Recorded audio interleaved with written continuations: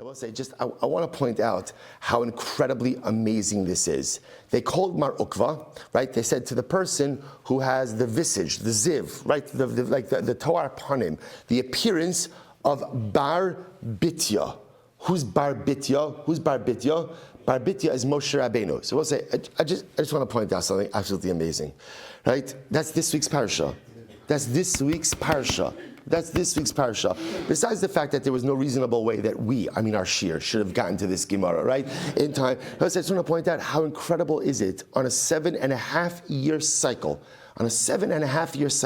that we are able to go ahead and get to this section of Bitya. Bitya was the daughter of Paro, the one, Vatishlach es Amasa, the woman who went ahead and saved Moshe Rabbeinu from the Nile. Just so you understand how absolutely overwhelmingly incredible this is, and a tremendous confluence of events. There was also a hostage deal that was signed on Erev Shabbos of Parsha Shmos, right? So Parsha Shmos is ultimately, again, is the story of Avdos. It's the story of servitude. And nestled in that story of servitude is the story of one incredible child being saved. Now that one child was Moshe Rabbeinu. So sometimes like the Ribono Shel Olam tells us, I promise you I have a plan. Because so often we look around the world and it's hard to see that there's a plan.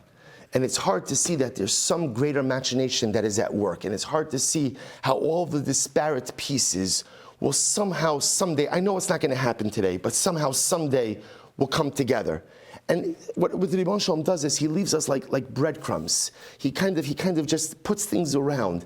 And when you take those things and you put them together, then somehow it gives you the assurance. It gives you the assurance that somehow, some way, in a world that is filled sometimes with so much pain and so much difficulty, that somehow everything will come together. Right? So on the Erev Shabbos, where the Torah speaks about Jews in captivity, right? So again, HaKadosh Baruch Hu says, I'm going to bring some of them home. And on the Erev Shabbos of Parsha Shmos, in a 7.5-year cycle, the Ribono Shel Olam talks about Bitya, the daughter of Paro, who literally, again, heroically saved Moshe Rabbeinu from the Nile. So what do I do with all of these disparate facts? I don't know what to do with it, but here's what I know. I know when I put them all together, what I know is that there is an incredible and beautiful and holy and loving Ribono Shel Olam who is choreographing everything in this world. And that somehow, some way, everything is going to be okay. It doesn't mean that there's not difficulty and that there's not pain ahead, because there is. Because even as we bring home some of our brothers and sisters, so many others still languish in captivity. And what the deal means for the military campaign and recognizing, we spoke about last night in Chasidus, that there really is no one on the other end of the table to truly negotiate with. We don't know what's going to be.